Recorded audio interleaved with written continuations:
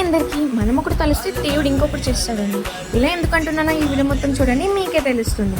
నేను మా అమ్మ మా తమ్ముడు అయితే తనకైతే స్టార్ట్ అయ్యాం. మా అమ్మ వాళ్ళ కొలీగ్ వాళ్ళ ఇంట్లో ఏదో ప్రేయర్ ఉందంటే మధ్యలో బైక్ అయితే ట్రబుల్ ఇచ్చిందండి. ఎవరో తెలియదు కానీ అడ్రస్ అడిగారు. మేమైతే లిఫ్ట్ అడిగాం. ఇంకా అలా ఉరికిన దిగితే ఏం ఉండదు అని చెప్పి 100 రూపీస్ ఇచ్చి ఫైనల్లీ తనకైతే రీచ్ అయ్యాము.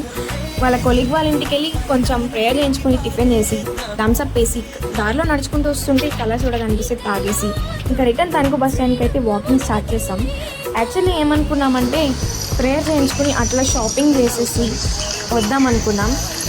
బైక్ ట్రబుల్ ఇచ్చి మొత్తం స్పాయిల్ చేసిందనమాట. మా అమ్మ అయితే బస్ స్టాండ్ కోసం రైల్వే ట్రాక్ మీద కూడా నడిపించింది.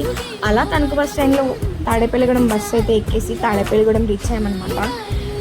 ఇంకా వెంటనే మా ఊరు బస్సు ఉందండి.